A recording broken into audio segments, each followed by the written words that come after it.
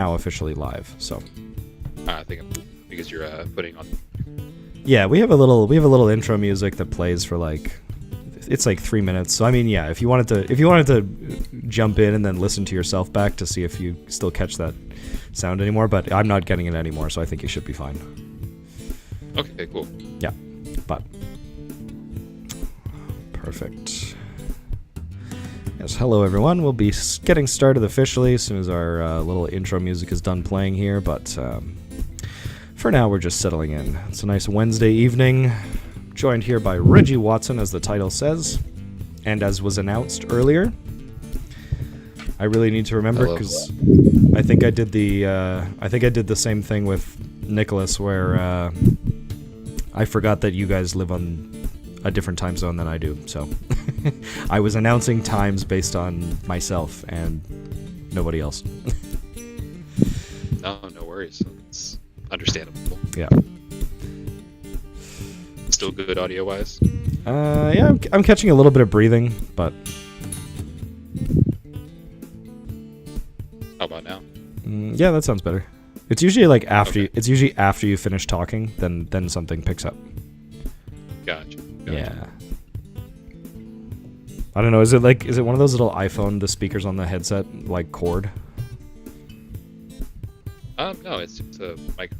Oh. Directly connected. Okay. Because I find sometimes, like, if you lift it above your nose, then you just don't get any air heading into it. Gotcha. So like this? Yeah, probably. I mean, I can't see your face, but I assume you're doing it. Oh. Yeah. Shit. Maybe we should have taken a 20-minute setup time. Whatever. We'll figure it out as we go. No worries. It is not a problem at all. All right. Well, let the music play out in the background. My goodness, you're our most popular guest so far. I haven't had this many people joining immediately and waiting to join the stream, but hello, welcome to everyone.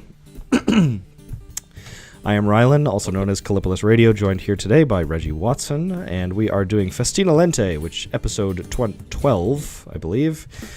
One a week, although we missed 1 week about 2 weeks ago due to illness.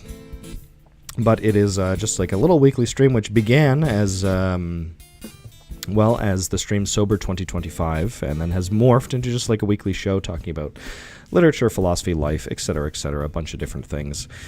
Today, as with last week, we are joined by another writer/author friend of mine. Last week was Nicholas Leonard, who is actually, I would say, a friend of both of us, myself and Regi. But Regi is a writer from the United States of America, also from near Nicholas Leonard. And now, Regi, I don't know if you have anything actually published out there that people can go read, but if you wanted to promote anything, where your stuff is, where people can find it, if there is any. I know you're working on a novel, which, again, feel free to tell everyone all about that, and then we can carry on with the main entertainment of the evening.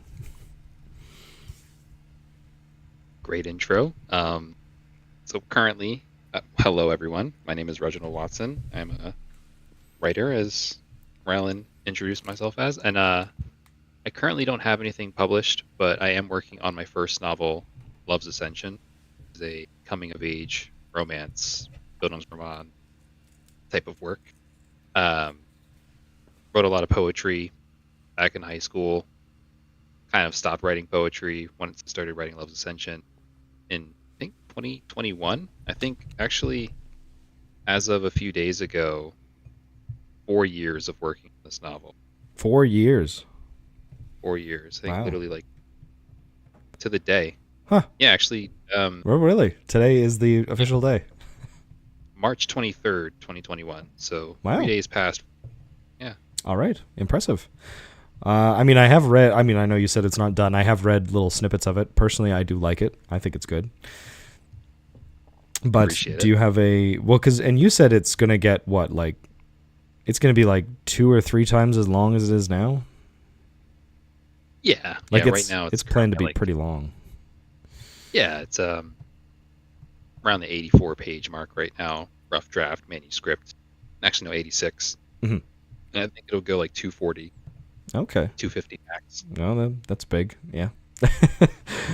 No, you are. I mean, you're a big writer of, like, I would say purple prose, and I think you'd agree. But like, it's a very different style from young Nicholas that was on last week.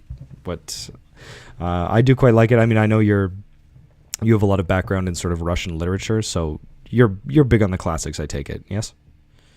Huge on the Oh, you are. classics. Okay. I pretty much only the classics, and it's not necessarily in a, well, kind of in a snobbish way, but not really in a snobbish way. I'm the kind of person where I like to start from the beginning of thing, kind of work my way forward.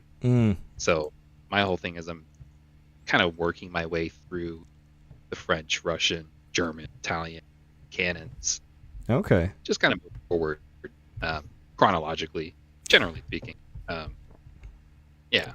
Yeah, so did you start with I mean, because personally, as someone who, minored in classics at university, I've read a lot of Greek and Roman stuff. Did you start with the Greeks and the Romans, or you moved right up to the more, modern peoples, quote unquote?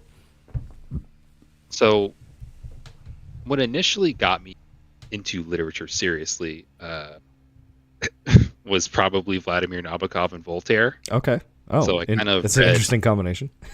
It is an interesting combination. And then from there, I kind of just started branching off in different directions. Kind of, I'm big on illusions. So I would see an illusion or a reference to another work, and I'd be like, all right, let me go check out that work. So it didn't exactly start out chronologically, but eventually I kind of got the impression, if I want to understand, I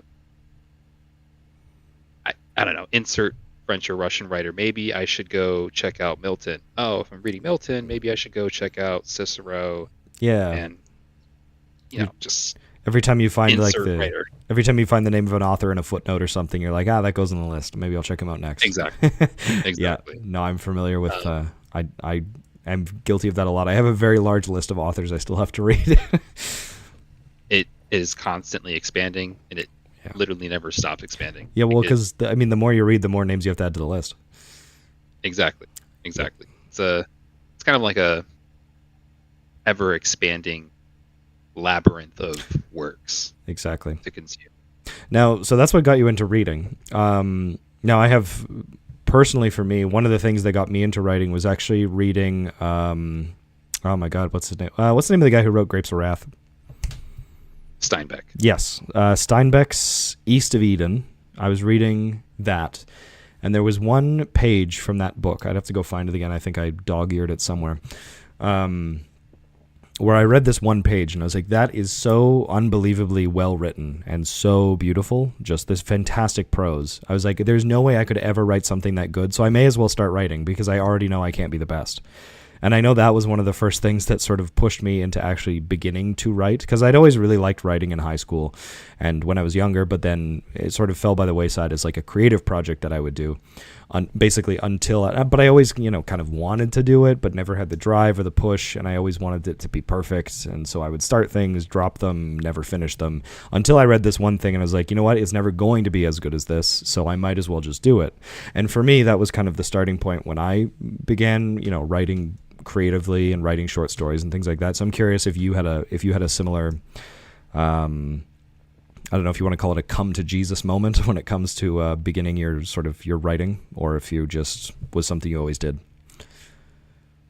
So honestly, I've kind of always been like a reader and writer, but when I was younger, I was of course reading YA fiction and works like Harry Potter, Percy Jackson, but I had a family member who had a pretty extensive library of the classics, and I kind of got introduced to like Robin Hood and Bullfinch's mythology. I think it was Bullfinch's mythology, and that kind of really started my my road to covering classic literature, because I kind of took a break from reading in middle school and didn't get back into it until like midway through high school. But once I kind of tapped back into reading and writing, I picked up poetry, and then I started reading classical literature, and I was like, oh, this is it. This is for me. I want to write beautiful things, describe beautiful things, and just celebrate beauty. Yeah. I mean, that's kind of the crux That is always.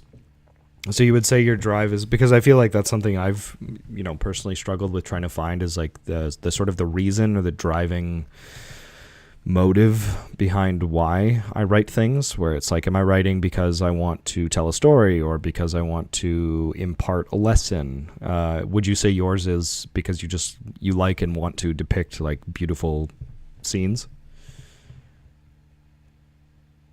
Initially, yes, like definitely in my with Love's Ascension, first novel, kind of one of the main pillars and of a goal in terms, just like that is like my primary goal, is to kind of celebrate beauty, revel in it, bask in it, just, I don't know, deconstruct it, build it up, just do it in my own way. Yeah. But kind of going forward after this particular work, kind of do want to go to more hard-boiled, just grand storytelling. Okay. Without without sacrificing my penchant for just searching for beauty and performing beautiful prose. But I do want to kind of do a more holistic kind of approach to writing novels. I don't know if that makes any sense, but I kind of want to do like.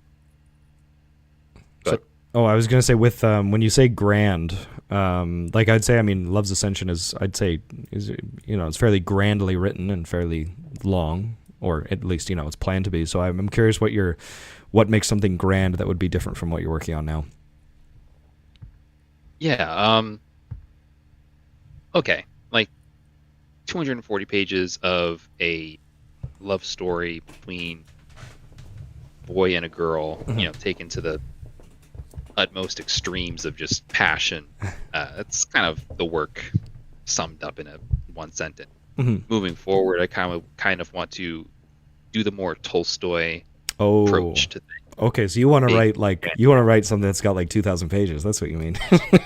Yes. Yes, okay. Exactly. Okay. Yeah. I see. Novel number 2 is going to be a monster. Okay. Well, then that's going to take the rest of your life to finish based on the duration for Love's Ascension. Yeah, I'm going to be honest. I tell my writer friends this, and told family members this, but probably only have about 4 writing projects in me before I croak. Just given my pace, I kind of know what it is. Yeah. And I already have the 4 projects. Oh, you do? Sketched out in my head. Oh, so you've planned out your entire writing career already? Pretty early on, generally speaking. Okay. Yeah.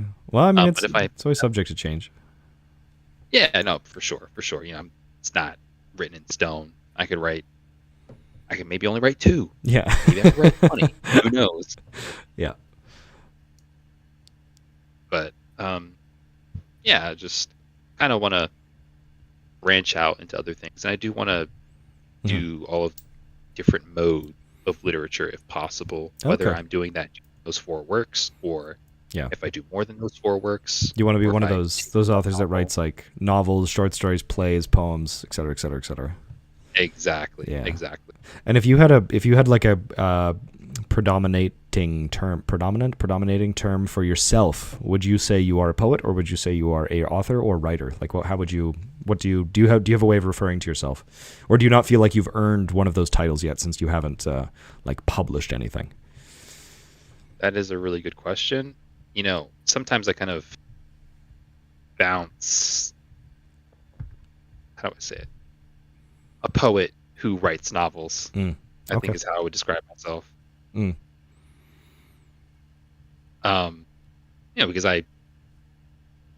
you know how it is. Oh yeah, well, I mean, like, technically speaking, if you write poetry, you are a poet. But people get caught up in their mind where it's like, oh, if I'm not making money or I'm not famous, I don't count as one. But oh yeah, no, I don't believe that. Oh no, okay, perfect. I'm just curious which one comes first for you in your mind. Yeah, no, for sure. Yeah, I mean, I kind of accept both labels. I think any writer worth their salt does do both. Yeah, that's kind of So, like, let's say they're writing the Wikipedia page for you. Which one are they going to put first, though? They're going to say Regi Watson was a or is a. They're going to say poet first, or are they going to say writer first?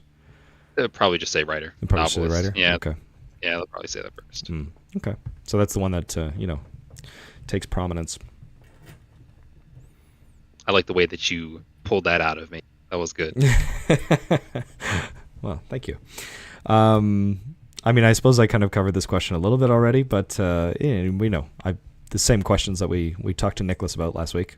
Now, it is funny seeing the contrast between the two of you, and I mentioned this with Nicholas already, but your pace of writing, which is 80 pages over 4 years, so a steady little pace of like 1.5, maybe 2 pages per month.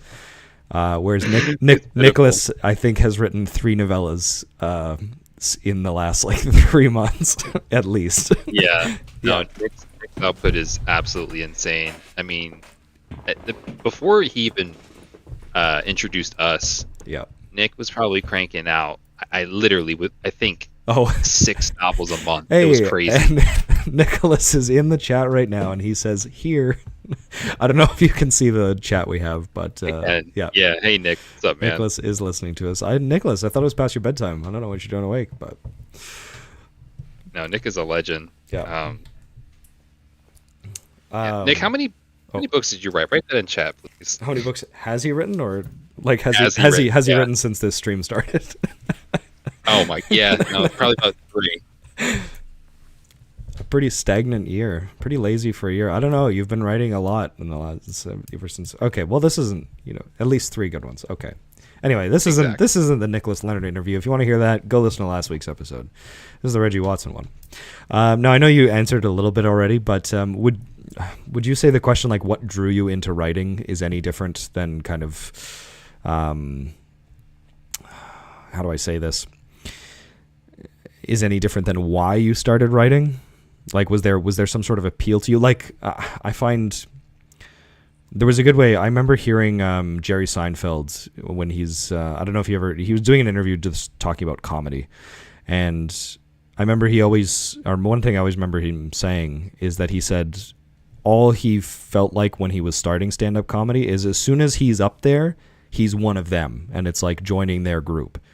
And he just wanted to be one of them. And most comedians suck as soon as they start, and they're not very good for quite some time. But he said as soon as he got up on the stage for the first time, he's like, I'm one of them now. Like, I'm part of that group. So did you ever, because I know I did this and still do it, where it's like you really want to be and you kind of build up that idea of what a writer is, and then you just want to be one of them, and then you sort of are trying to live up to this ideal of what a writer is in your own mind? Like, I don't know. Maybe I'm more so just asking, do you do that as well, or is that more of just a me thing? No, it's definitely not just a you thing. Okay. I absolutely want to live and be mentioned in the same cadre and like group of just elite, at least prose stylists. If people don't say I'm a great novelist, okay, whatever. Mm-hmm. But I at least want to be recognized as like that guy when it comes to crafting beautiful sentences, just eliciting just pleasant feelings and pleasant aesthetic experience.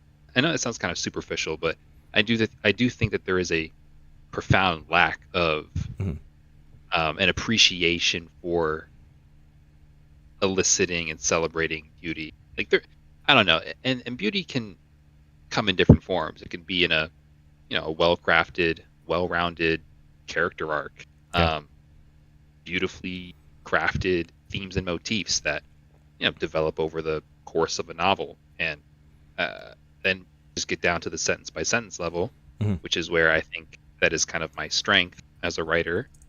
But when you do all of those things, I think that's kind of what makes a great work. But I kind of trailed astray for a second, but I definitely want to be in the big leagues in the category. Those guys. In the category. For sure. Well, that's, I mean, what you touched on a little bit does bring up an interesting, have you read, now I know you're a big Russian literature fan, as am I. Have you read The Brothers Karamazov or no? Okay, I'm going to be really honest. No, you Dostoevsky, I have not touched. Right, you haven't done any Dostoevsky, right. Yeah. You're more like Russian poets. I do love the Russian poets, and I am kind of dipping my toes into Russian short stories, and I'm dipping my toes more into novels. But I did take a long time going through the poetry of the Russian Pushkin? canon and whatnot. Yeah. It's Pushkin. also this isn't specifically about Russians or Russian literature. I was just going to use that book as an example if you had read it. Anyhow, for me, I find like the most sort of impressive thing, or like something for me that makes a work great, in my opinion, is like there's a difference for me. There's things that make like a work good and things that make it great, but something that makes it great for me is when an author can make just like simple everyday things incredibly interesting and incredibly beautiful, and just the way they render them, which I find that Dostoevsky does very well. Another person I find does it very well is Charles Dickens. Is just they take like everyday people just having conversations and eating meals together and talking, and they turn that into such like beautiful, which I think is why I like a lot of classical literature, is especially like, 17 to 1800s. It's a lot of just conversations and talking and maybe a little bit of action, but that's not the mainstay. And so for me anyway, what makes a work great is when an author can take just everyday little things and make them beautiful. So I don't know if I would assume maybe, because I find that a lot in a lot of Russian literature anyway, but I don't know if you have either that similar thought or you have your own thought on what makes something like sort of great and abiding. Because you did say it's like you love the depiction of beauty and beauty in and of itself, whereas for me, I find it's more so if they can make beauty out of the everyday, that's what I really like. And that is definitely another aspect of beauty that I was referring to, for sure. Okay. I think that I do it in my own work, but I do really appreciate it in great classical works when something as mundane as sitting down for lunch is just made the center of the universe. Yeah. And this conversation, whoever the characters may be, is just, that is the center of the universe. I think of Thomas Mann's Buddenbrooks. Mm-hmm. The opening chapter of that novel is just a family get together and a dinner, and Mann goes into this lascivious detail of the tablecloth and clothes that everyone's wearing, food, and just the overall vibes of family. Entire family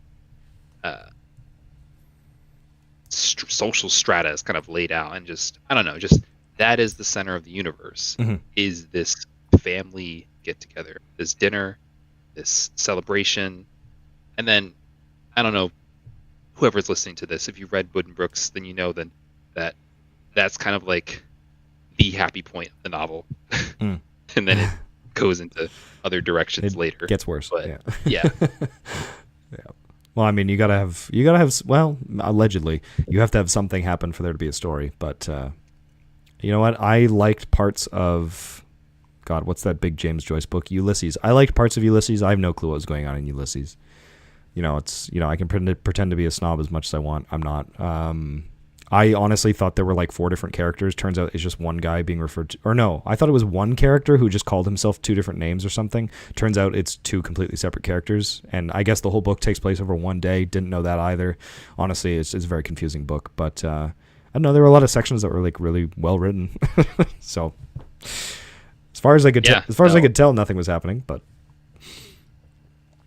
that book is a whole lot of, it's like a whole lot of nothing, but it is everything. And that's kind of, that is kind of in the same vein of what I was talking about. Like, it's things that are just mundane, like a guy strolling through the streets of Dublin and observing all of these different things and doing weird shit. Exactly. Doing depraved acts, imagining his wife with another man. All that shit that happens in the novel. Mm-hmm. I haven't read Ulysses in full, but I have read quite a bit of it. I found, because apparently the way it's written is, I guess, like every chapter is supposed to be like a different sort of stage in the history of English literature or something like that. And so I found like the last 4 chapters much easier to read than the first 10 or whatever. Also, the chapters in that book are incredibly long. It's like, it's, chapters, but there's chapters of, I think, like 100+ pages. So, and just long sections of stream of consciousness. Oh yeah. Well, at one point too, like one of the chapters is written like a play. Like the whole chapter turns into a play for some reason. I don't know. Yeah, he just plays with He just did every he just structure. you know what, he just did stuff, and I love that for him. One of my favorite, another like inspiration for my writing is I don't know if I've shared this guy before, is a French author. His name is actually Nicholas as well. Nicholas Restif de la Breton is he's a French was a French novelist. He died many long time ago, like 2+. He lived around the French Revolution, something like that. But I believe the French word for a foot fetishist is named after him, or a shoe fetishist. I can't remember exactly which one, but he was so well known for, he just output a gargantuan number of novels that were pretty much all considered to be bad and like not fit for publication and too pornographic, but he just kept writing them, and he loved writing them. So it's like the inspiration of, he just didn't care what anyone thought about what he was writing. It's like Steinbeck can write beautifully, and that's an inspiration, and he's there with, you know, Dickens and Dostoevsky. And then there's Restif de la Breton, who can just write and not give a fuck what anyone thinks about his writing, which is also impressive in its own sense, where it's like, oh, this guy just liked writing and wrote tons and did it for his entire life, and nothing ever stopped him. And that, in essence, is kind of should be the only drive Yeah. for making art as an artist. You know, I won't pretend like I don't want an audience. I definitely do want an audience, but at the end of the day, I do write for myself. It is my own personal expression. I kind of have to do it. Yeah. If I don't do it, I kind of feel bare. It feels like I'm going crazy. It feels cheap or something. Like it feels like you're writing for something, not, or if it feels like you're writing like for money or for attention or something, and not for yourself, I suppose. Me personally? Oh no, I just meant in general. Like if you're not writing for yourself, then like what, like you're writing for what, the public's attention, but then it's going to be your interpretation of what you think they want anyway. So in a way, it's still like your weird insecurities about what the public thinks, et cetera, et cetera. Exactly. Yep. Yeah, no, for sure. Now, my next question. Now, because you said you've already basically planned out what you're going to write for the entirety of your entire life, this might be a bit harder to answer, but I'm curious what your inspiration behind the stories you write is. Like, I know for myself, often it comes from, I'll have a particular moment or a particular phrase or something that I just find is like these tiny little slice of life moments, and I think they're really beautiful, and I want to depict those in writing, and then I have to kind of build a story around them to find a way for this to exist. For this, it's like this, I want this scene to exist. How do I build a story that justifies it? So I kind of build out of the one scene, whether that be it's a scene from the middle of a story, the end of a story, the beginning of a story, who knows, but it's just something particular that I want to see in my head. Like, I wrote this one little novella like 2 years ago, and it was just this particular town that I had in my head, and I had the idea of this guy coming to town, and he goes into this like bar, and he just is hanging out at the bar, and he meets someone, and I was like, oh, that's really cool. And then I built like, okay, why is he there, and what happens in this town, why is this town there, and blah blah blah, and then the little story builds out of it. Now, you having planned out everything, you probably don't get struck by inspiration, because I know last week Nicholas was saying that his inspiration is usually just like he thinks of something interesting or sees something, and he's like, oh, that would make a good story, I want to put that into something, and then a story originates. So I'm curious where did the idea for Love's Ascension come from, and then like what are the ideas behind your other projects that are nameless? Gotcha. Okay. Well, that's a great question. One. Thank you. I will say, just to kind of preface it, the 4 works that I have kind of, when I say planned out, I kind of mean just general idea and plot for them. Okay. Not even necessarily plot, like kind of general concept for the next 3. But for Love's Ascension, for sure, everyday experiences certainly influence what goes into the novel. Mm-hmm. I kind of mull over, a word that I think is pretty, or a line from a poem, or a poem in general, Nice. or a great chapter from a great novel that I really like, or the way a bird's wings flutter as it's flying, fucking nature, art, beauty, love, film, painting, this life in general, and that all kind of melts together in this pot, and I get different kinds of inspiration for different sentences and different scenes from different things. So honestly, kind of Okay. everything in life. Yeah. Because, I mean, if I had to... also, a very good friend of mine who still shall remain nameless on this channel, says I do this a lot, and I find it comes across poorly sometimes, where it's like someone will say something and then I'll repeat back to them basically what they just said, but it's not as in I know how to phrase what you are saying better than you. It's like, confirm for me this is what you're saying, and also this is kind of my distillation of it. But I feel like the way you write them is almost like, when you have a feeling and you really want to tell someone about it, like you want to express it and you want to, like, if you feel really good, you want to celebrate it sort of by telling people and showing people something. It's like, it almost feels like your work is kind of like, it's the emotion, maybe, based around love, I would assume, in Love's Ascension, based on at least the little parts I've read. And you have your feelings and your way that you approach and see love. And you're like, I want to show this to people because I enjoy it, because I like it. I want to share it with others. Does that sound sort of right? Yeah, no, definitely. Okay. Because my favorite thing kind of do in life is to share the things that I love or find fascinating, interesting. Like I love talking about my favorite books or going on tangents about, rabbit holes of references and allusions that I find in a book. Like that's kind of why, Nabokov is my favorite writer, because he just does that all day. Yeah. And it's so much fun. Like I will sit there for 8 hours and just go on allusion rabbit holes, just to follow them, just to do it, just for the sake of, intellectual stimulation and curiosity. And I love kind of talking about that shit with closest friends. Well, the thing I found with it's like, and I don't know if I have a good one to describe myself, but I think a good maybe dichotomy is the wrong word, good juxtaposition is, from what I've read of Love's Ascension, you seem to really enjoy the words and the actual, like, physical, literal story itself, like the actual things the story is made of, the words, whereas, like, Nicholas to me seems to really like the stories themselves, like the idea of the story, whereas you seem to really like the construction of the words and the construction of the sentences. Like for you, it seems, when I read yours, it seems almost like a technical masterpiece, whereas with Nicholas, it's more of he really is all about what he's telling you, like the story that he's showing you. He's like, here's an interesting story idea, whereas you go, here's a beautiful, amazing sentence, and here's a way to picture the world that you might not have thought of before. And that's the difference that I see in the work that each of you has done. Also, that's not a question. No, for sure.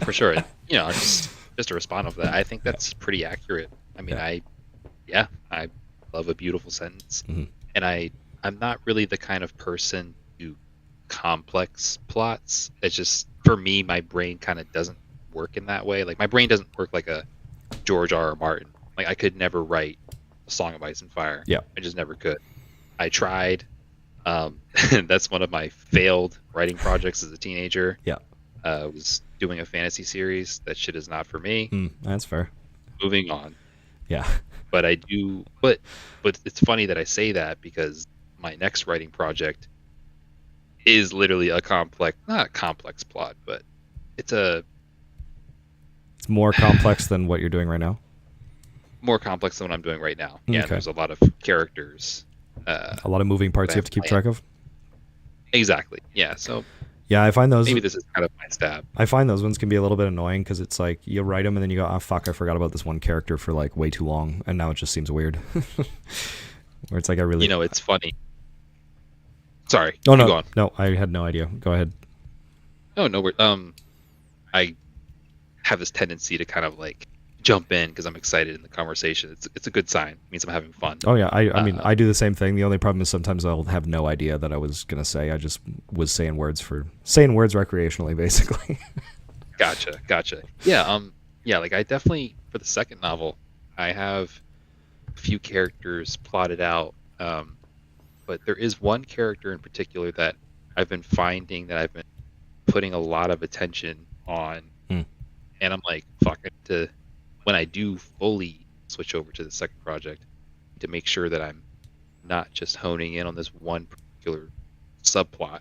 Yeah. To do everything and make everything mix together, and I'm like, fuck, this is the George R. R. Martin. Yeah. I'm liking it. Well, this was something we talked about last week too. But do you find sometimes when you start something that your characters begin to sort of write themselves? I am at that point with Love's Ascension right now. You are? Okay. Like both you characters are definitely writing themselves. Yeah. Like you'll have your ideas and you just set everything in motion, and then you realize, because again, the thing I wrote 2 years ago, I was halfway through and I realized my ending just wouldn't work with what the characters had become as I was writing them.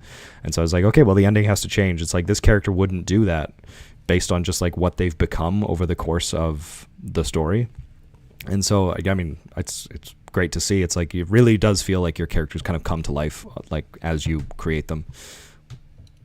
Definitely, and I think that is a positive sign that you're moving in the right direction towards making a work that is going to stand on its own two legs after it's done and published, and definitely after you're dead.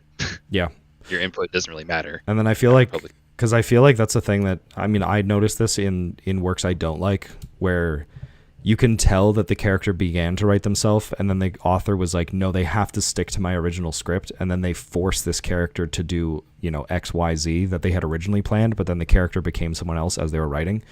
Because I feel like that's the case every time you read something and go like, why the hell did this character just do this? It's like, that doesn't seem to make any sense with who they are. It's probably because the character was like kind of gaining an independence, and the author forced them back into the original planned storyline and didn't want to create a new one.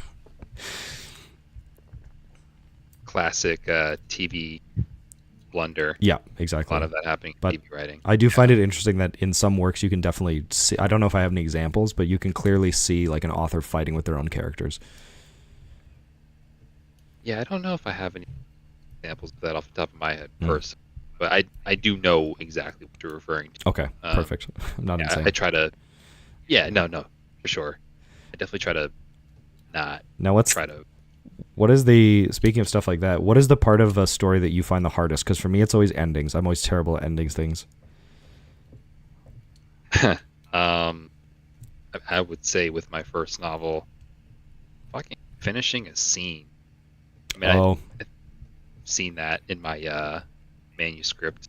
Mm-hmm. I have so many things started, and I just don't finish a scene or a chapter. And that is kind of where I'm at right now. Yeah. The process is just keeps going and going. finishing what I have. Yeah, it just keeps going and going. Yeah. Kind of why I think it'll balloon to 240, 250 once I do finish that I start and write the things that I have to, that have yet to be written. Yeah. Then you'll have a better idea. Then I'll have a better idea. But yeah, I mean, that's one of the things we're all hard at writing. Were you just musing there for a second, or were you cutting out a bit? I couldn't tell. I was musing. Oh, okay. Yeah, no, your audio's fine. Never mind. Gotcha. Good. I don't know, because I don't force anything. I don't force anything, and I don't sit there and beat myself up over anything or struggle too hard. I kind of just really go with the flow. I really am having a lot of fun writing this work, and that's what I want the art. I want it to just be having fun. Yeah. Not fun. Exactly. Then I'm not, not interested. Yeah. Well, you're going to end up like, I mentioned him last week too. I can't remember why exactly, but you're going to end up like Marcel Proust, where he wrote one big giant work over the course of his life. Yeah. When you were talking about that in Nicholas's interview, I was like, yeah, that's pretty accurate. Can't remember why I brought him up, but I think you were saying that my style kind of gives off a Festina air flavor. That could be it. Yeah, that would sound right. He's definitely a big influence as well. Oh, so nice. You weren't wrong. Yeah. Okay. Well, perfect. But I mean, speaking of that, what to go back to my official interview questions, what does your writing process look like? Like, do you write by hand? Do you type things out? You sit down. Room has to be dark. Do you listen to music while you do it? Like, what's your like literal physical setup while you're writing? Literal physical setup actually changes all the time. Oh, it does, sometimes really? Sometimes I'm writing on a sticky note. Sometimes I'm writing in a notepad. Okay. Sometimes I'm writing in a notebook. Sometimes I'm typing on my laptop. And Sometimes I'm writing in my notes app on my iPhone. and you just like recompile all of it. I recompile all of it. It all eventually goes into my master document. Huh. I've even written in a fucking Discord chat message on a private server that I'm in. Yeah. Like, I just write. If Wow. I'm in a certain spot and I have that inclination and I have the scene in my head or the sentence or the paragraph, I just write. I gotta bang it out right there. Because if I don't, I'm gonna lose it. That's fascinating. I don't think I could ever do that. Like when I write, I have one usually shared Google Doc. Sometimes I can type on my phone, but it's like I always have to type into that Google Doc. I can change a little bit in what I'm doing. I find I write worse if I'm listening to music, but I don't really have that flexibility of just doing it anywhere on any sort of medium. Yeah, no, it's interesting because I know that it's probably for a lot of people that's a horror story to just write anywhere. And I, by the way, can write to music. Yeah. I've actually written a lot of Love's Ascension to music. Okay. Which is one thing that I don't really know how to. I don't know how to. Is it that your writing known. your writing takes on the character of the music that you're listening to? Because I've noticed that with myself. A bit, yeah. No, atmosphere definitely helps. There have been times where I'll be listening to a Ella Fitzgerald song or Miles Davis or Stravinsky or something. I'm just like, I'm really feeling this music, and my creative chakra is kind of being tickled to write. Mm-hmm. So, kind of, I'll have like a whole scene or just like a seed of a scene kind of germinate from that inspiration, the sonic aesthetic music is giving me. Yeah, no, I definitely know what you mean, because I have, if I write with music, I notice whatever I wrote like begins to take on sort of a spirit of that music. It's hard to explain, but it gets me into like music really influences my headspace in a major way. I know for sure. I also, so normally I take a break at about 25 minutes, half an hour, but we've gone full 40 minutes without a break. I really have to go to the bathroom, so I'm going to pop us onto a quick like 5-ish minute break, and then we can come back. We can keep going with this. I'm only planned for an hour, but I also have the night free, so if the conversation keeps rolling, we can keep going past that. But I'm just going to throw on our little intro song. And also, I forgot at the start of the stream, I'd like to thank our channel members, Joshua Anolik, Torritz, Catherine McMillan, Dink Smallwood, and Ronnie Limestone. Ronnie Limestone, who plays the music that you are listening to right now, our little intro and outro and advertise or mid-break song, whatever you want to call it. But big thank you to the channel members. If you're interested in becoming a channel member, you can find information linked in the description below. Obviously, it's not required. If you want to support the channel in other ways, you can follow me on every social media, Facebook, Instagram, TikTok, blah, blah, blah. There's not much on there, just some random clips of me reading, etc., etc. Although on Facebook, I do share articles of philosophy that I like, so you can follow me there if you want to see those. Other than that, just liking, sharing, subscribing, being nice to me in the comments is always a huge support too. I always love that. So anyway, we are going to be on break for about 5-ish minutes, and then we will be back with Regi Watson. Once again, you're listening to Kallipolis Radio. Thank you everyone for tuning in.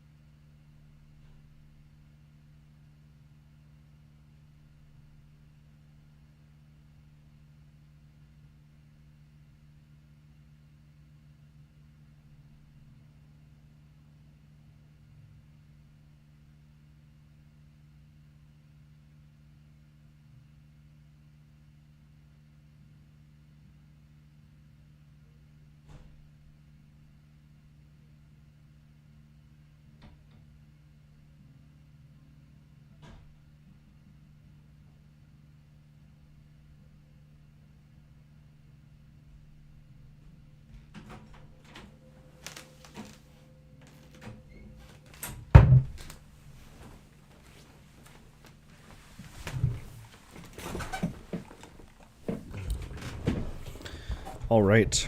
I am back. I don't know if you went anywhere, if you stayed around. I'm still here. Oh, you are? Okay, perfect. Also realized my music should have lasted for longer. Probably 3 minutes was a bit too short. But that is irrelevant. Right, where exactly were we? Let me take the break thing off the screen. Perfect. All right, and just settle back in a little. All right. So, as a probably preface to my following question, have you written? You've written all the poetry, I would say, but were you much of a short story writer, or you just sort of working on the one big piece? In the past, I've written a few short stories. I have actually, you know what's funny? I do kind of have a side project, side project, Mhm. some short stories that I don't will ever see the light of day. It's kind of just taking a mental reprieve from a serious project, Sure. just kind of regurgitating certain ideas, Just for fun, just for paper. yourself. just for fun. Yeah, but currently short stories. Nice. Not right now, but Just cause in I the was future, going sure. to ask of what you have written, and you know what, throw poetry in there too. Do you have a personal favorite piece that you've written? That's like your number one. And My number one. I'm only going to say definitely they have to be completed works. So Love's Ascension doesn't count. be- Gotcha. Well, let's see. I have a poem. I have a first version of a poem that I actually wrote in my junior year of high school. One of my earliest works, at least of my late teens to now. My one good friend, fellow poet and writer, loves this piece, but it's a poem by its working title is Poor Peter. Okay. And it's kind of like how do I want to describe it? Like an unreliable narrator, scheming, just Interesting. awful And person. this is a poem, you said, right? This is a poem. It's a narrative poem. Oh, it is. Okay. So it's a bit long form, but I kind of am interested in redoing it in the future. Interesting. But it is completed at least at a certain length. But I do kind of want to expand and make it better. Okay. And so that was what you would call your personal favorite. Out of completed works, yeah. Okay. Yeah. All right, that's fair. Now, for my next question, I know we touched on this maybe a little bit, but it was one that was last week's answer was very funny, which is I don't think Nicholas even has ever had this, but like when it comes to writer's block, would you say do you have a lot of writer's block, or do you just write at a very, very slow pace? Like, how do you deal with it? How do you overcome it, et cetera, et cetera? I have both. Oh, you do? I deal with both. I deal with writer's block constantly. And the writer's block only comes when I'm not constant kind of exploring literary works. I'm not interacting with art. I'm kind of just living life, dealing with the vicissitudes of life.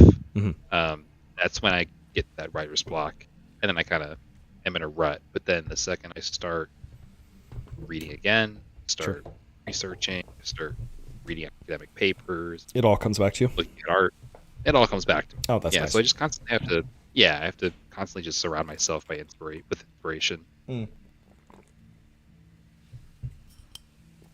Oh, that's nice. Because, and I mean, that kind of leads into my last two questions. What would you say your largest challenges as far as writing goes are?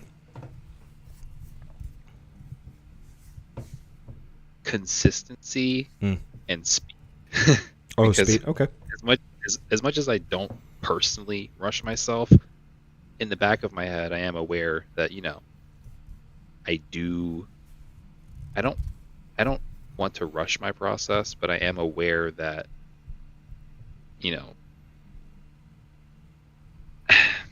how do I say it? You want to finish it before you die? I want to finish it exactly. Yeah, that's just Yeah. pretty much the easiest way to put it. I want to finish, everything that I have in mind right now, and Yeah. then, or as it comes to me before I die, I want to, have a well-rounded oeuvre. Yeah. Generally speaking. Well, because I know like one problem that I have personally is just I feel like it's almost the opposite problem. I write too fast, where it's like I have an idea in my head and it kind of like it's like it's burning its way out, where it's like I just have to get this out and down and written onto something. And then as soon as that like initial idea, which often is just like a scene or a chapter or an idea, as soon as it's out, then I have like, it feels like it's out of my head and it's not bothering me anymore, and then I just don't continue it. So it's like my problem is it's like I'll have this one idea, get it out of my head and written down, and then abandon it because I feel satisfied now that it's out of my head. So it's like I have a problem creating complete, constructed, well-rounded works. And it's funny that you say that, because as much as I do have like a methodical, slow pace, that is kind of how my process comes. Because I'm slow to actually sit down and write, but when I do write, it is kind of in that fashion that you're talking about. It's kind of like a blitzkrieg, kind of just bang it out. Like when you do write, you write a lot right away, like at once. It's not a slow writing process. No, it's not. Most of the time. Yeah, most of the time I pretty much will go long periods with just a dry spell. Oh, okay. That inspiration hits, I bang it out, and then I'm like, okay, this is good for right now. I stop, and then I don't get back to it for years. Oh, so you write in like short bursts of the inspiration, kind of. Exactly. Okay. Because I find if I write anything that's like longer than poetry, it's like sudden bursts of energy. Whereas everything I do poetry wise, I'll like agonize over the sentences and like getting them correct and making sure they line up in the way that I want them to. Like the way I write poetry is much different than the way I write prose. That's for sure. And that makes complete sense, because I find the two to be, related processes, definitely very different. Oh, absolutely. Yeah. There's a big difference between them. Yeah. I think that is why it takes so long. Yeah. Write just one novel, because I am thinking about it as a poet, and I approach it as a poet. And less as an author. Yeah. That's interesting. Maybe they'll have to change your Wikipedia so it says poet first. Yeah, honestly, if there's somebody out there who just changes it like every day, I would be greatly appreciative. If they could just go back and forth. Yeah. Yeah, back and forth every day. One day, one. Watson, poet. Yeah, that makes sense, and then it would cover sort of both worlds. But and you know what, my last like prepared question was future goals, but I feel like we covered that in the first like 5 minutes. So. Now, yeah, I'm a pretty forthright person. Yeah, well, very direct and to the point. Filled an hour perfectly. Now, I don't know if you ever listened to any of my previous streams. I'm very, let's say, very infamous for doing no preparation and having nothing ready and just kind of winging it. So, you know what? Having questions in the first place, big accomplishment. The other one, we used to do a live stream called Midnight Radio with me and two other friends of mine. And we would always have the first hour would be the more serious hour. And then if we still felt like talking, the second hour would just be like no holds barred, every man for himself, kind of no rules. Anyone bring up whatever you want. No quality control on anything. So to revive that tradition, I don't know if you feel like we've covered all of our bases, or if you had anything else particular you wanted to talk about or cycle back to. But we are in the second hour is always the lawless hour. So, gotcha. I guess I wanted to ask you, generally speaking, just on a last bit of literary speak, who would you say are your favorite writers? I feel like we've had this conversation in text, but I don't quite remember. Oh, favorite writer. I mean, like Dostoevsky's my favorite writer, basically of all time. Okay. Yeah. Okay. He's my favorite fiction writer. There's a historian of Rome, or like a Roman he's not a Roman, but he's an American, but he's a American Roman historian, if you know what I mean. He's the best nonfiction writer I've ever come across. His name is Adrian Goldworthy. He writes history incredibly well, and I think all of his writing is about ancient Rome, but he's the best history writer I've ever come across. So I like him a lot for that. Dostoevsky I like for fiction, just for how beautiful he makes kind of the everyday little things. And I don't know, there's just something very just appealing or sort of like mystical about a lot of Dostoevsky's work. I don't know exactly how to explain it, but there's just something that kind of captivates you about the scenery and the setting and the characters. It's hard to explain exactly, but I'd say those are probably my two favorites. Would you say Dostoevsky kind of taps into a more kind of spiritual side of things for you? Yeah, probably, maybe. It's like, that's the weird thing. It's, if you ask me exactly what it is I like about it, I wouldn't know. I don't know if I'd be able to actually pinpoint anything specific. I did have this, I made a video about a year ago or so, something like that.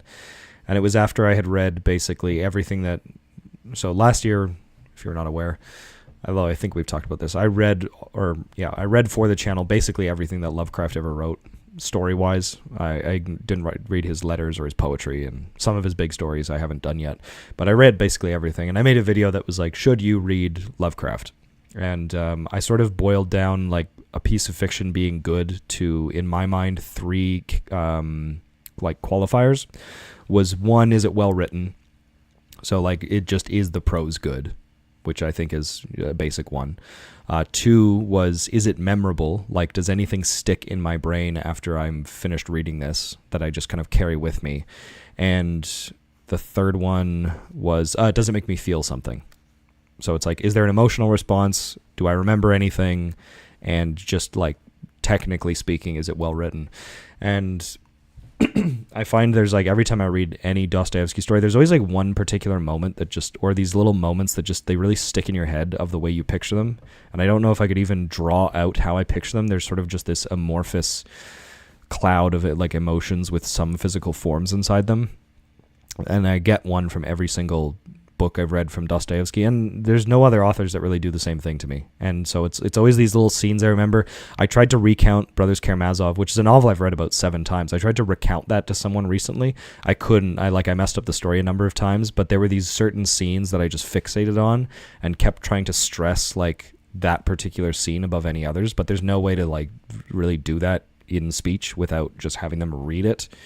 So yeah, I would explain the scenes if you had read them, but you have not, so. Gotcha. I don't know if that answers your question. No, it's because I actually agree criteria. Those are 3 very essential, basic, but it covers all of the main bases pretty much. Another question, to start me on my Dostoevsky journey, what is the best translation of Brothers Karamazov? It's a husband and wife couple. I think it's Richard. Oh, P&V. Yes, that one. I like that one quite a bit.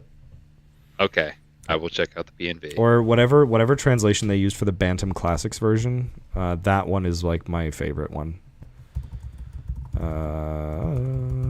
Let me see which one it is. Bantam Classics.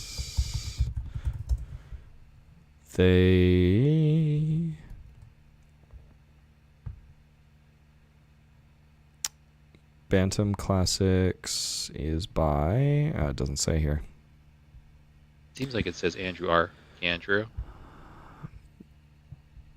Whoever translated that one's great. Do that one. Gotcha. Okay. The other thing too is like I read Dostoevsky in a really weird form. Is I read Brothers Karamazov first before anything else, which is like the reverse of how he wrote anything, because it was his final work. And it was definitely, like, you can tell, it's like it's his magnum opus. Absolutely, 100%. Because it's the very interesting thing I found is you read that book, and then you go back and you read his other ones, and you realize that every single character in Brothers Karamazov was kind of like foretold in the characters from his other novels, and so you can see it's like, oh, there's Alyosha being developed, there's Ivan being developed, there's Dmitri, there's Fyodor, there's like these characters. You can see every character from the Brothers Karamazov sort of spread out throughout everything he ever wrote, and then it was in that one book that he just sort of brought every single one of them together to like have their sort of like climactic moment together with each other. It's very interesting. That's funny. That kind of final synthesis of all of the concepts, characters that he was playing with over the years. Yeah, like you could definitely, 100%, you can see all these like stock characters that he was building up, and then he brought every single one of them together in this book, and it's like, woof, it's very cool. Now, I would, in hindsight, I might read them in the other order, where I would read, like, I would maybe, if I could go back and like erase my memory of Dostoevsky, I might actually read his stuff in chronological order. Then again, I don't know if then I would end up not liking it as much, because you read from like his weakest stuff to his strongest, whereas I read from the strongest to the weakest. So it's like you get that hook in with Brothers Karamazov and you go, oh shit, this is amazing. And then you read everything else. Or do you go like, oh, this is pretty good, and then you work your way up to the best one? It's like, I don't know. Probably just depends on personal preference, but I would probably do it the other way if I could go back and do it again. I might start from the best, because I start from the best. My preliminary initial impressions of Dostoevsky were that I wasn't gripped. Like, I tried reading Crime and Punishment a few times, didn't catch me. Honestly, I would say Crime and Punishment is a bit of an odd one. I say I like it better because I think I had to read that for high school or something. Anyway, I liked it, and also there was another thing. The first time I read Brothers Karamazov, I couldn't finish it because it was too dense and too thick. And I also read it when I was like 15, like it was a stupid age to start reading that. And then for a while, I put Dostoevsky down. I was like, he's too hard to understand. And then I picked it up again when I was like 21 or something, and then read it, and I was like, oh, this is amazing. So I had read a chunk of Brothers Karamazov, then read Crime and Punishment because that was required for high school or something, then read Brothers Karamazov again, like multiple times, then read Crime and Punishment, and then Crime and Punishment was way better after reading Brothers Karamazov, because you're like, oh fuck, look, it's, Smeardikov, and it's this guy and this guy. It's like you see which characters come from where. And that's definitely one thing that I dislike about school syllabi throughout one's primary school years. You just pick one work, and sometimes nowadays just like read like 3 chapters of classic work. It's like you just get literally a taste test of one work out of many of a potentially great writer's bibliography, and it's like, it's nonsensical. Yeah. Also, I would say, like, high school students, I probably wouldn't give them Dostoevsky, honestly. Not like, just, I don't think they're going to appreciate it to the extent that they should if you gave it to them. And it's like, it's not a snobby thing. It's like, they're going to like this so much better if they come across it as adults, I think, as opposed to children. Yeah, there's definitely a lot of things in more serious, especially classical literature, that a 15-year-old kid is just not going to relate to. Yeah. A 15-year-old kid is probably not going to relate to a failed marriage. Or exactly. Somebody's life falling apart because of a missed job promotion. Or, what have you. Well, I think just not going to relate to it. Yeah, the other problem is, like, anytime I think you force any kid to do something, and I say kid, high school students are not children. It feels a little bit like they are, but they are, very close to being adults, technically speaking.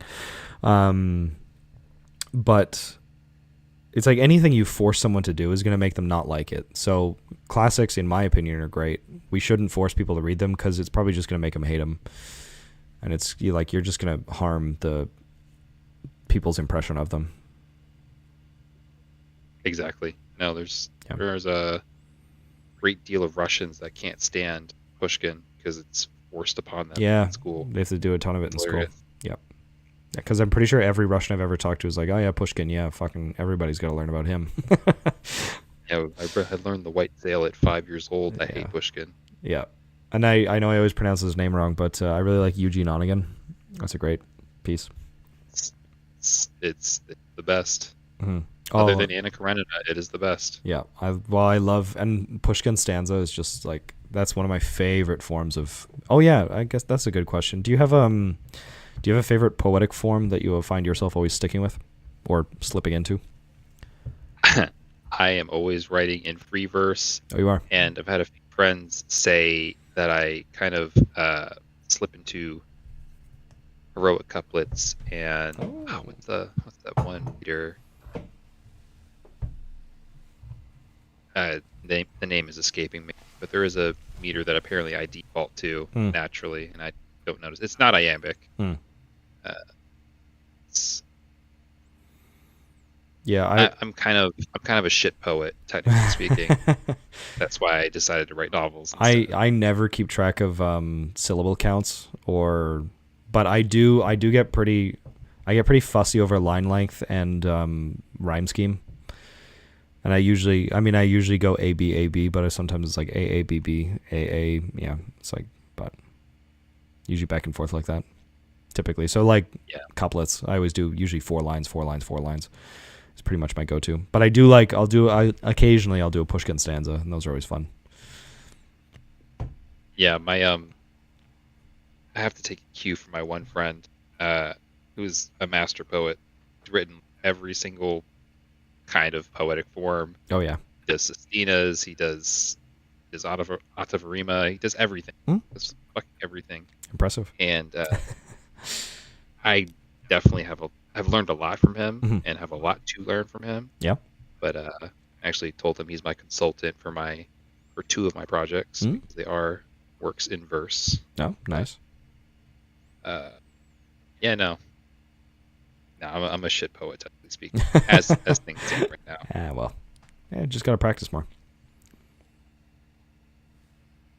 You know, it's all a matter of learning structure and just being able to work within that. Sometimes the constraint is nice. Mhm. You just gotta through the initial Yeah, stages it kind of like it forces you to, and then you get like really annoyed by it. Then you're like really like, I gotta finish this, and then it kind of you get that like anger inspiration, if that Yeah, or you like exactly. rage motivation to finish something.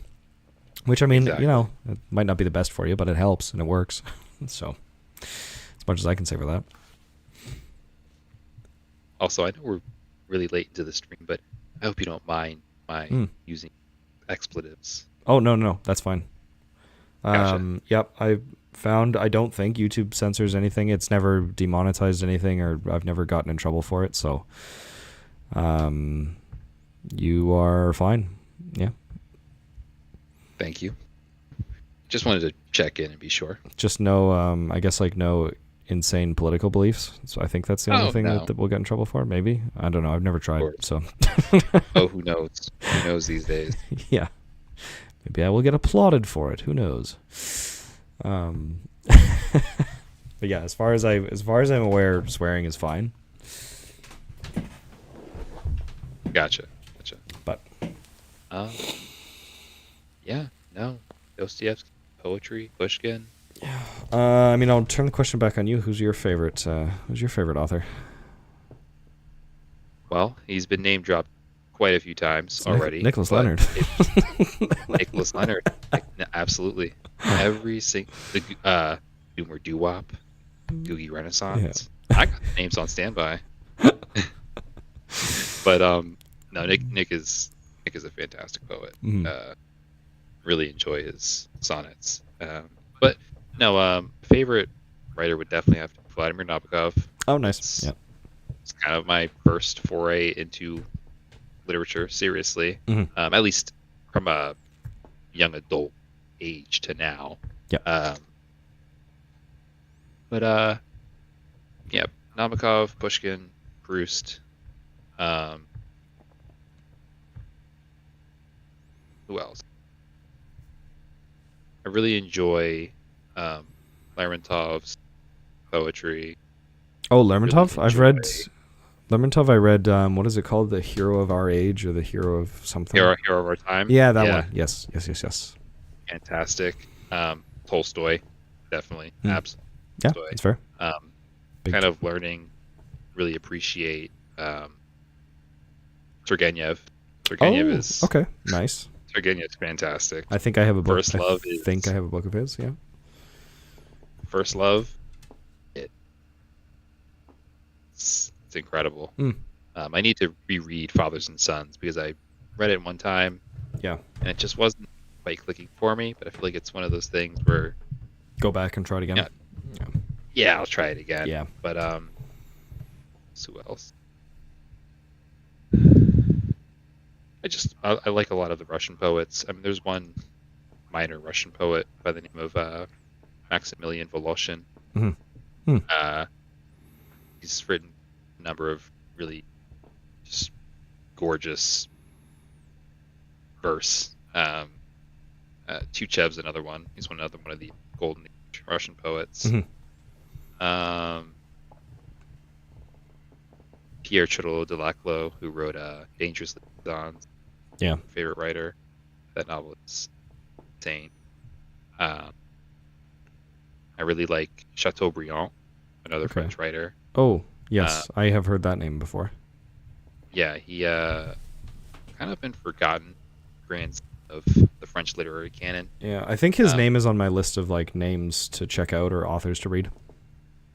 Yeah, you should definitely read his novella titled Atala, Tala, and then his autobiography, Memoirs from Briand too. Okay, those are like two major works.